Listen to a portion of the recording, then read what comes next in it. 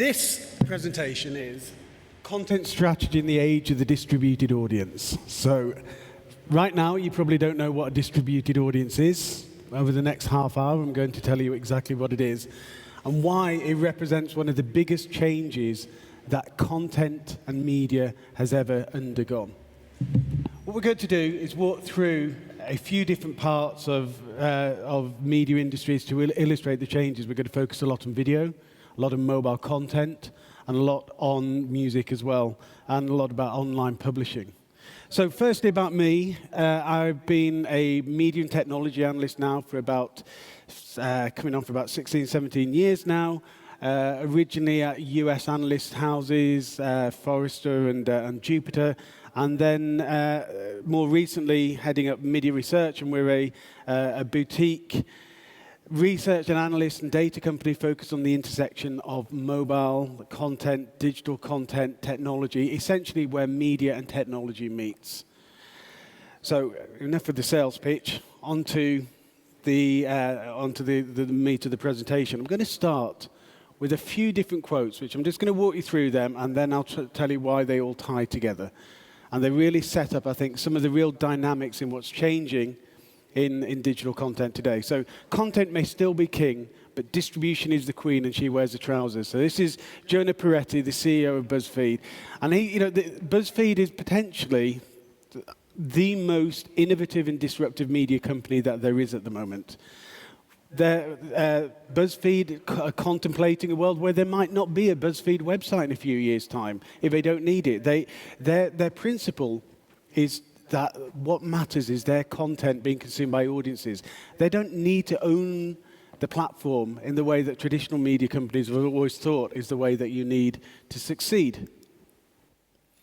Then it's sort of almost like the opposite end of the spectrum of the sort of a digital era. This is a very traditional media's response to some of the perceptions of what is happening with content in the digital era. The fine wines of France are not merely content for the glassmaking industry, from Andrew Lloyd Webber. Now, it's an incredibly elegant quote, and it really does sum up the contrast of what's happened with media. Whereas media has become something which is used in order to sell other stuff, whether that be network access, whether that be devices. But the genie is firmly out of the bottle. So this is the reality in which the media industries need to work. This is from a focus group, a UK music focus group from a few years ago now. There's a panel of young file sharers, and sort of a rather angered senior music exec said, well, look, you spend all your time downloading music from file sharing networks. That means you don't like music, right? He went, no, if I could download my Nike, then I would pay for my music. So the reason this is really important is twofold. One, it shows that just because people don't pay for something doesn't mean that they don't value it. There are two different ways in which people value things. One is a monetary valuation, and the other is a cultural and emotional valuation. So clearly, among the digital youth, music and content still has very clear cultural value, but it's the availability of free music means that they have no need to pay for it. It's all about scarcity. And that is one of the underlying changes that content has gone through, is that scarcity is disappearing across many, not all, but across many content types. This is a quote from Benji Rogers, which is the CEO of Pledge Music. And I love this quote. This is that people have been given lots of ways of paying for music, but very few reasons to. And even though this is a music quote, it applies across all forms of content.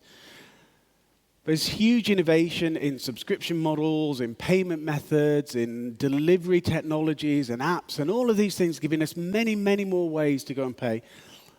But ultimately, there has to be a value exchange. We're getting into an era where paying for content is a lifestyle choice. You can relatively easily get away with not having to pay for anything anymore. So if you're going to persuade people to pay for your content, you've got to give them a reason to do it. Why are they going to part with their hard-earned cash for your content? Essentially, you can no longer take your content audiences for granted. And then finally, slightly left field, from Battlestar Galactica, everything has changed, everything has happened before, and it will happen again. Now, I think this is a fantastic quote which will long outlive the TV series. Why this is important is every generation makes the mistakes of the previous generation, but improves on them slightly. That's how human progress occurs. And every so often we have step changes, and then things slow down again. Now, I'm going to walk through the next half a dozen slides. I'm going to show you how everything has changed more than ever before. And it has, and it is. But much of this is just simply reordering the chairs. What we're seeing is even though things are changing dramatically in terms of the relationships, the technologies, the audiences, everything is changing, many of the underlying principles are not. So, what's changed? Audiences have changed.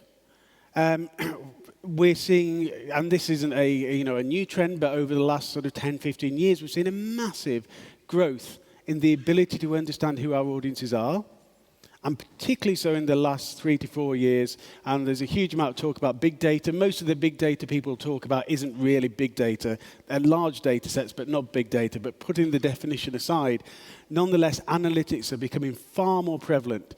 Every single startup will have a host of different analytics that it's using to better understand who its customers are and how to target them. But the audiences themselves are changing as well. Younger audiences are becoming far more important. YouTube, which we'll hear a lot about today, and I'll talk a lot about in this presentation too, huge amount of the growth there is coming from very young audiences which haven't traditionally been targeted because they're not even teenagers, many of them. Talent has changed as well. This is Zoella, one of the most successful UK YouTubers. Her audience is bigger than she would get on a TV network. It's bigger than she would get in any traditional media outlet. And the nature of the relationship between the audiences and the talent is unprecedented. This is in a lot of ways, the YouTubers are the DIY movement of this generation. The way that the audiences trust and empathize with and feel that these vloggers are their friends. That's one of them. It's a grassroots movement. Now, it's incredibly clean and sanitized DIY. It's a sanitized punk, but nonetheless, it's that essence where you don't need a big TV company. You don't need a big studio. You don't need 3 cameramen and post-production. People like Zoella do everything themselves, and the audience understands that. Consumption has changed. So we've got here 3 things which really symbolize how consumption, particularly in the last few years, is changing the nature of content itself.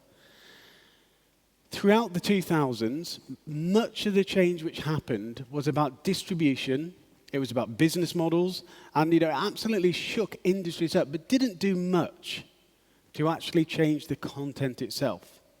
Only now we're beginning to see that happen. So, for example, services like Netflix and Amazon, they don't have to worry about filling up a broadcast schedule. You don't have to worry about 45-minute or hour-long slots. And so we're just beginning to see that the originals which are created for these services no longer have the same predictability of episode length. And if you think about it, throughout the course of, say, a 20-episode series, does every single one of those stories need a 45 minutes to tell it? Some might need 15 minutes, some might need 60 minutes. Only in the context of on-demand services where content is created only for those services can you have that creative freedom. The second bar down here, the first one is a Snapchat filter, and the reason for showing that is because the boundaries between what is user behavior and what is content are blurring as well. As does the one in the middle, which is an app called Musical.ly. Now, if you're not familiar with Musical.ly, what happens is that users get a 15, 20, 30-second clip of a song, and they go and create their own video to it. And this, by the way, is my 11-year-old daughter's animated Converse to Justin Bieber. But it was seeing the way that she and her friends do this. This is... Even though there's only 30 seconds of Justin Bieber, thankfully enough, nonetheless, they probably listened to that 30 seconds more than they would ever have done if they were listening to the song itself. So what that shows us is that the music, to be valuable in that context, is only a tiny bit of the actual song itself. And then you've got Shawn Mendes here, who's now breaking through to being a mainstream pop artist. He came to fame with 6-second songs. He would record on Vine. So we have 3.5 minutes as a standard length for a song. Why? Because radio told us that is how long songs should be. So we've had platform restrictions and constraints dictating what form media should take. Now we're in this context where there aren't restrictions. Every new app, every new service takes in a different direction. I think we're just at the beginning of a renaissance of content creativity, where we're going to see what defines a song, a game, a video is going to change dramatically. Business models are changing too. Each of these in their own different ways, very different, but each changing the rules of what it means to be a media business in the digital era, whether that be BuzzFeed propagating its content across multiple channels and building it and optimizing it for each of those channels, right through to Clash of Clans at the bottom and building out this the context of freemium gaming at scale. They all change the rules of what it means to be a content company in the modern era. In the old world, it used to be build it and they will come. You had a limited amount of places people could consume your content. You'd build it and you'd put it there. Now, you have to go where your audiences are, because they're in many places, and often many places simultaneously. And this is one of the underpinning concepts of the distributed audience. Audiences used to be, we just talk about, oh, well, we've got to be on mobile now. Everybody's using mobile, right? Oh, now everybody's using tablets. And really, it was quite a narrow view of the world, because it's essentially just saying, oh, well, it's another device. How do we change the video resolution or the picture size or the audio quality to work on that platform, without really thinking, actually, maybe the more important thing is what the context is within those platforms. So you can watch YouTube on a desktop, on your TV, on mobile, but you probably wanted to watch different types of content when you're in each of those. Vine is a dramatically different experience from WhatsApp, but they're both mobile apps. So simply saying that it's mobile is no longer enough.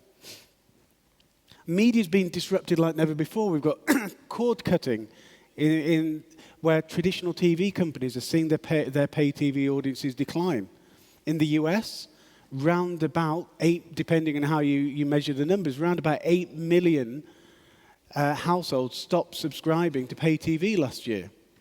Now, the flip side of it is, there was about, in the US, and the flip side of it, there's round about 13 million new video subscribers in the US to services like Netflix and Amazon and Hulu+. So the audience is growing, but whereas, say, your average spend on a cable TV is maybe in the region of $50 or $60, Netflix is $7.99. So the actual amount of money coming in is significantly declining. And so we've got TV companies, all their different various flavors and sizes, falling over themselves to try to learn how to fix this. And this creates a wealth of opportunity for anybody in the digital content business, whether you're building apps, infrastructure, whether you're a network, whether you're a handset manufacturer, because suddenly these TV companies are desperate for new ways to experiment with building digital audiences. Ad blockers, they've been relatively under the radar, but really started to come to the fore in the last sort of 3 to 6 months. There's a lot of presence from the ad blockers here at the moment. There's about 500 million ad blockers installed globally. So, this is already a really big, sizable audience. Now, mobile, probably only in the region of 10 or 15 million, but nonetheless growing. And a big announcement from Shine, one of the ad blocking companies, is now going to be integrated with mobile networks, for some of 3's mobile networks. So what that means is, if you're a 3 user, then suddenly you don't see ads anymore. So the entire business model of so many media companies could potentially be thrown out the window in an instant. And I'll move a bit more onto ad blockers in a moment. Streaming. Streaming is just a technology. It's just a way of getting content onto people's devices, wherever they may be. But nonetheless, it's a term that encapsulates an entire shift. The shift from the distribution era to the consumption era, from moving from ownership models to on-demand models to access models. And it's changing the underlying economics of content for content owners to a degree, but particularly to the content creators. If you're a content owner, if you're a record label and you've got, say, 500,000 pieces of music in your catalogue, 500,000 pieces of music in your catalogue means that, sure, if people are only streaming maybe 40, 50 tracks each a week, if you've got millions of people doing it, it's meaningful money. If you're a single artist and you've got maybe, 2 or 3 albums, 2 or 3 albums being streamed by a few million people adds up to a tiny amount of money. So we're seeing streaming impact in different parts of the value chain in very different ways. Free. Free has been essentially the language of the web since its inception, and its biggest impact on media has been forcing so much more content to be free. Put that together with ad blockers might be taking away the only way to actually make free pay. And then audiences are fragmenting. Audiences are fragmenting across time and place and apps. And then we'll come on to this in a bit. The big tech companies, Google, Apple, Amazon, Facebook, are all taking very different views on what their approach to content should be. And we're going to continue seeing some really big themes shaping and disrupting media and content for the coming year and beyond. One of the big ones is that video is eating the world. Video has become the language of mobile content, or the mobile web. So these are the 3 areas we're now going to dive into to look at this in a bit more detail. So first onto audiences, and I'll tell you a bit more about the concept of the distributed audience. What we're looking at here is how quickly technologies went to mainstream in the US.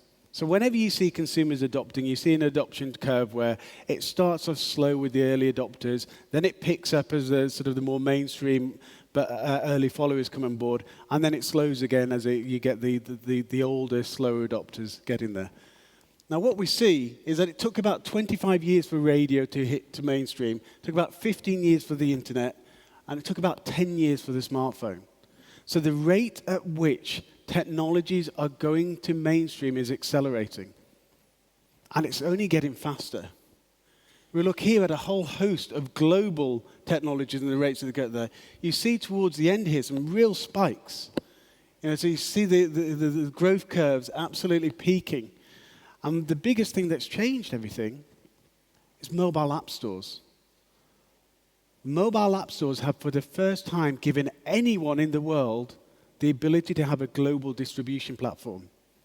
A global distribution platform with an immediate access to audience. And this has accelerated massively the rate at which technologies are adopted. So mobile messaging apps have gone from next to nowhere to mainstream in the space of 3 years or so.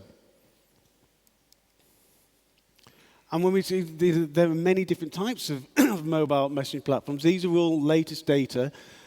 They add up to about 5 billion monthly active users.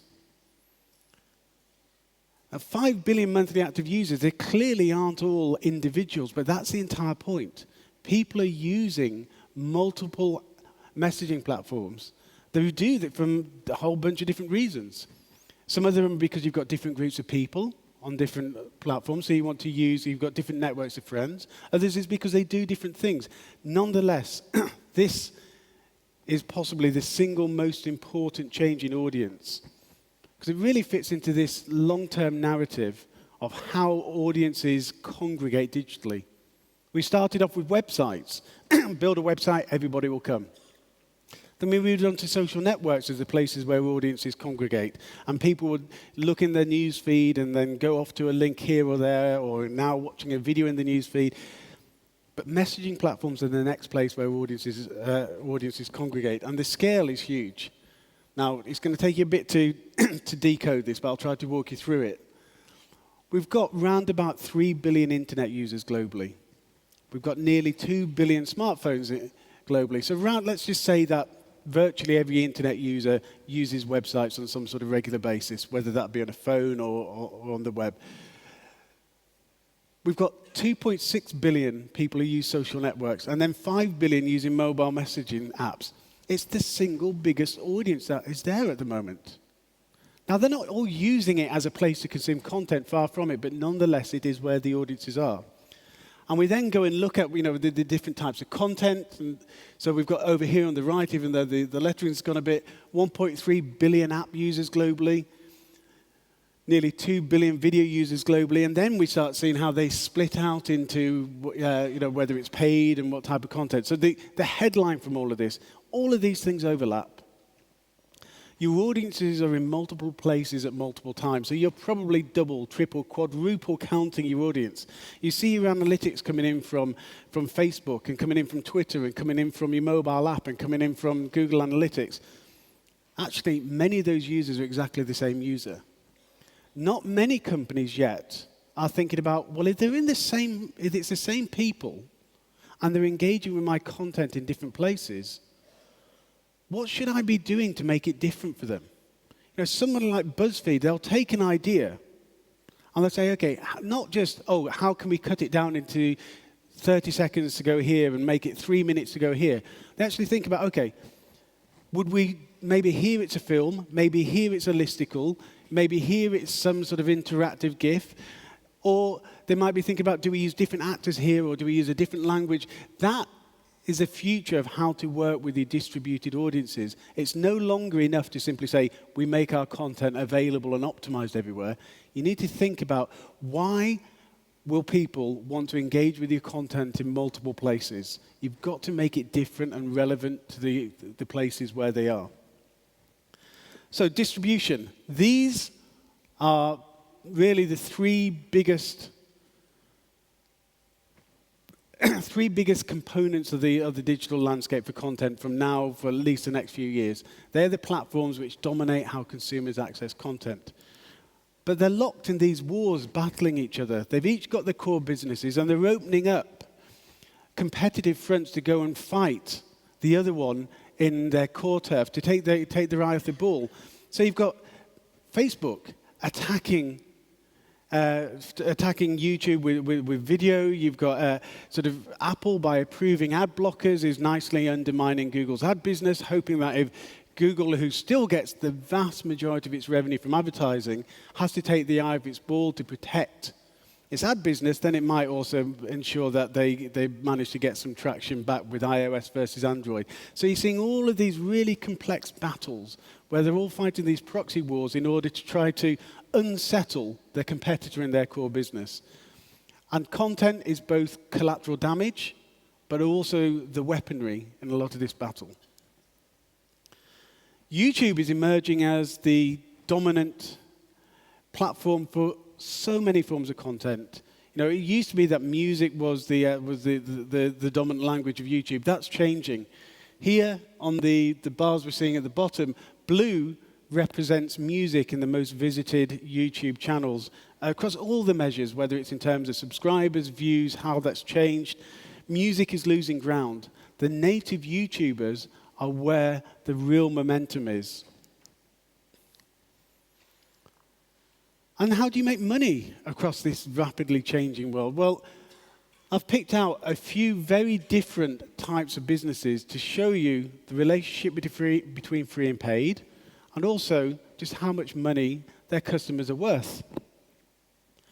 So Universal Music, and we're just looking here at their streaming revenue for the moment. Universal Music streaming revenue, the majority of its audience is free, and as a result, the actual revenue it generates is really small. Compare and contrast that to King, who also has the same thing of a really big free audience and a really small paid one, but generates a dramatically higher amount of money. So if Universal was going to learn a lesson from King, it's got to be, if you're only going to have a small number of people paying for your content, make sure they're paying a good amount of money. And this is one of the paradoxes of the subscription business in music.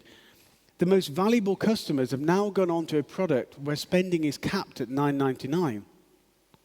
So essentially, the music industry has locked itself into a model where it's unable to get the full value from its most valuable customers in the way that King can do.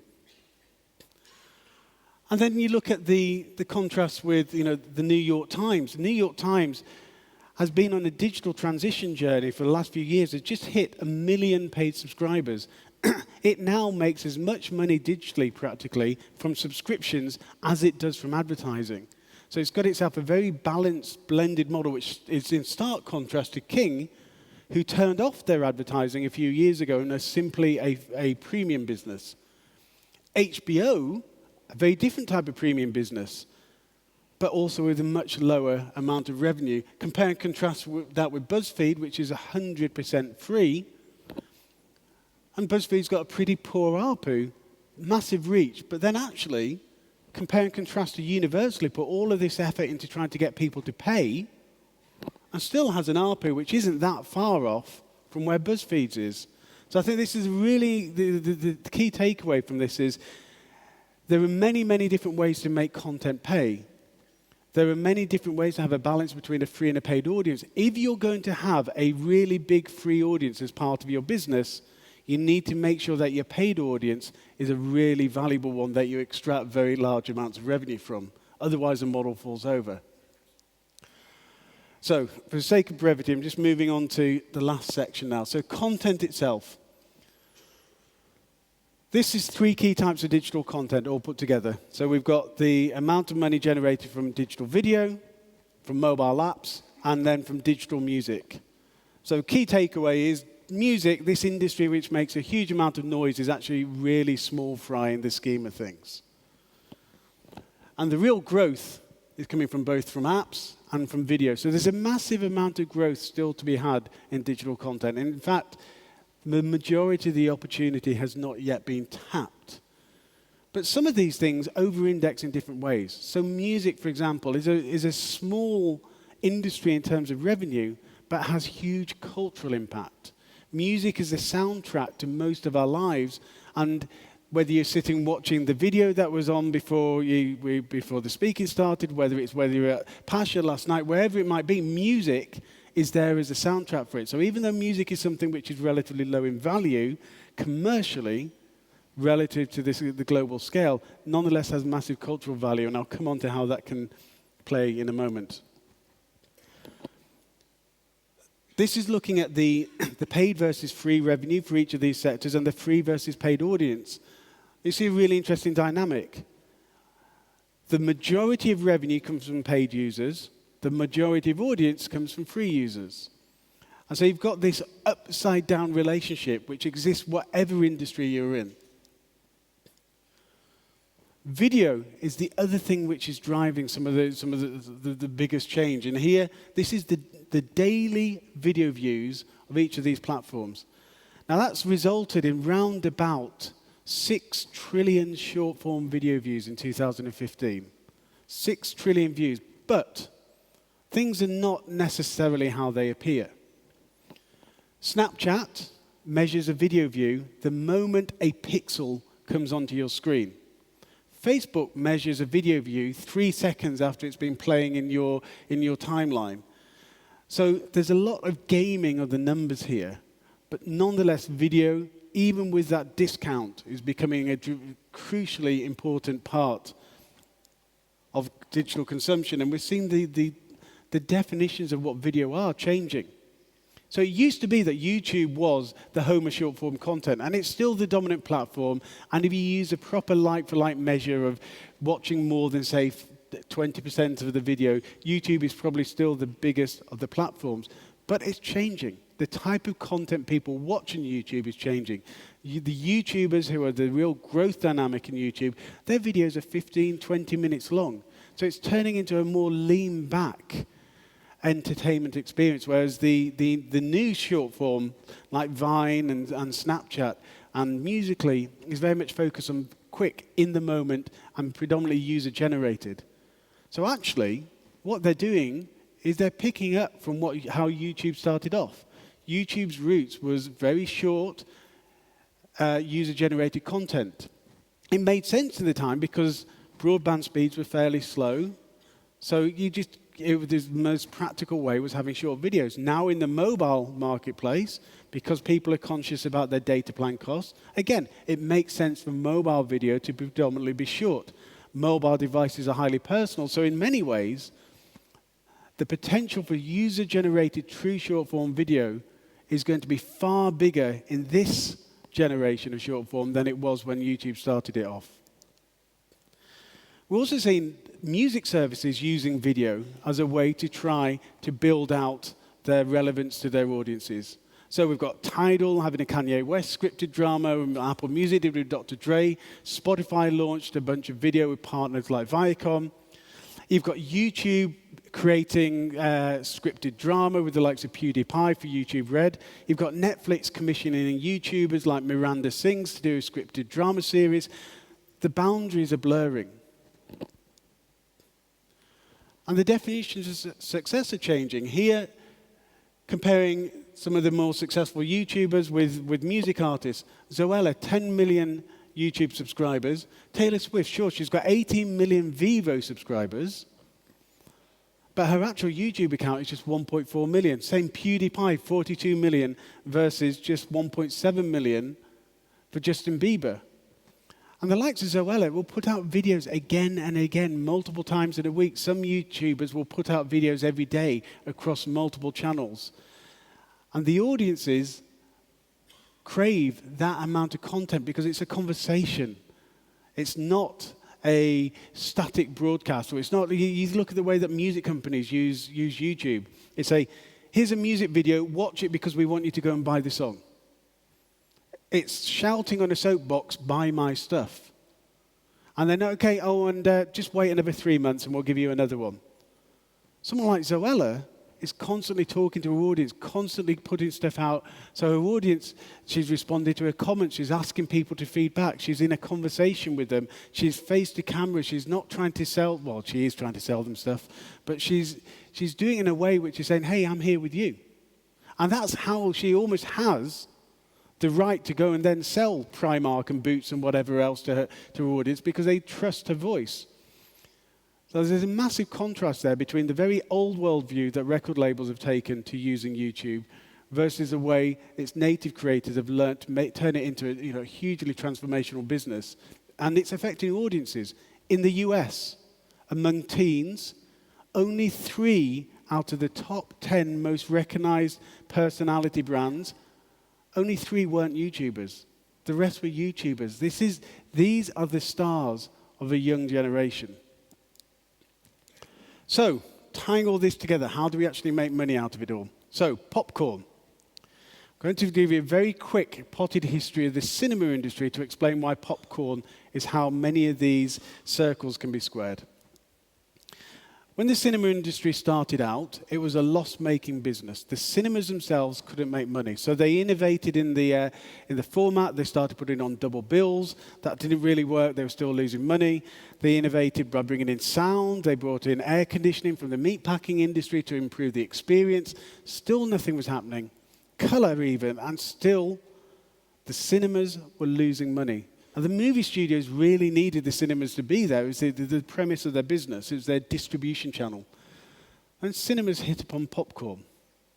So popcorn, after you've gone and recouped your setup costs, has an operating margin of around about 95, 96%. Add in drinks and confectionery, and suddenly the cinema business is a highly profitable one. Now you might say culturally that doesn't feel right. That these businesses are just simply making money, essentially as catering there happens to be movie content in the background. But since then, cinema has not only gone through its commercial apogee, it's also gone through its cultural apogee. We've seen more high-quality movies made from indie art house through to blockbusters as a result of cinemas now being able to have highly profitable businesses. So it's finding the popcorn is what enabled the glory days of cinema to occur. A similar illustration, going even further back, this is the California Gold Rush. And the California Gold Rush was everybody rushing across the west coast of America to go and make their fortunes. This was the first man to make $1 million in the California Gold Rush. Now, his neighbor discovered gold. And the first thing he did was he ran down to his local bar and shouted, "Hey, guys, my neighbor's discovered gold. Quick, quick." Now, if you think about it, if your neighbor had discovered gold, Wouldn't he just keep quiet and start digging? The reason he didn't was because he had a shop that sold shovels. So the first man to make $1 million in the California gold rush didn't dig a single piece of gold. He just sold picks and shovels. Then this guy, Leland Stanford, did the same thing. He ended up building a railway, founding Stanford University. Again, just made his money from selling equipment to miners. This guy, Levi Strauss, came along and said, hey, I've created this great durable clothing, which is really good if you're on your knees mining. Made a fortune from selling denim, clothing, and also other equipment to the miners. So, the moral of this story, there's a gold rush, you want to be selling shovels. Now, if you're a mobile operator, a mobile handset manufacturer, or content distribution network, whatever it might be, this is why you can have unprecedented success in this era of huge disruption for media companies, because media companies need new distribution channels. They need new ways to make money. People are no longer paying for content. And they can be the popcorn or the shovels that help drive your core business. And some media companies have done it themselves too.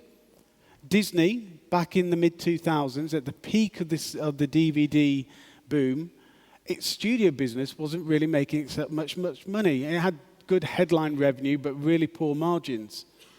Part of the reason they were spending so much money marketing that they just weren't really making much in the way of returns.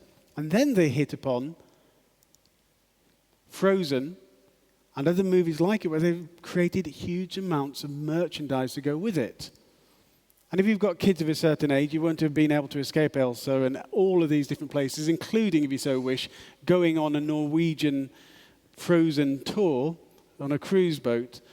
But the really important thing here is what they did. Not only did they drive huge amounts of merchandise revenue, popcorn, they also made the core studio business more profitable, because people suddenly understand what the movies are that they're going to watch. Even before you stepped into a cinema to go and watch Frozen, you know exactly what it is because of all of the merchandising. So, some conclusions. Video is eating the world, and apps are too. These are going to be the two big growth dynamics of digital content over the coming years. App platforms have become this global distribution platform that are absolutely unprecedented. Now, we might have problems about discovery. We might have problems about the commercial model with the Apple tax.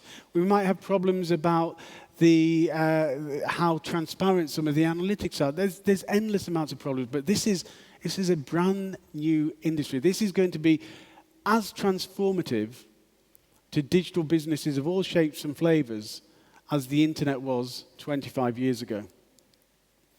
Audiences are fragmenting. They're not just fragmenting in terms of there are different demographics, they're in different places doing different things on different apps, often at exactly the same time.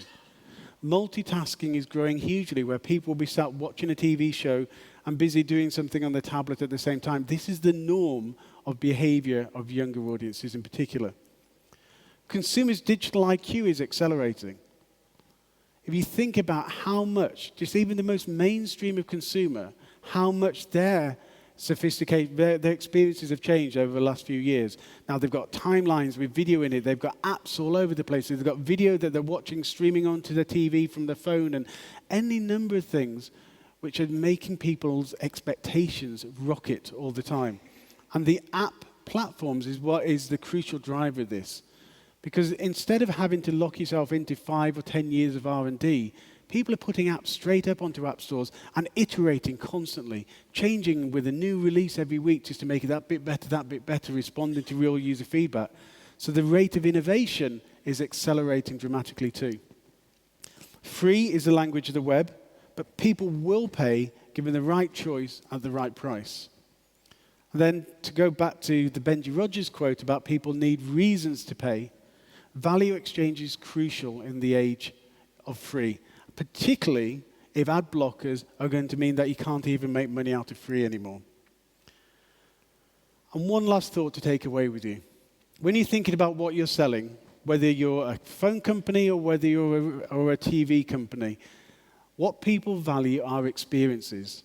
Now, experiences in the physical world take quite a lot of engineering, particularly if you don't actually have control of the environment. You know, for example, a living room or a car. There's not much you can do with that as a content company. With digital experiences, you have a complete degree of control, particularly as we're beginning to move towards things like virtual reality as well. So experience is a product you're selling. That's probably where you can get people to pay. That will be the reason people pay, the quality of the experience you wrap around the content.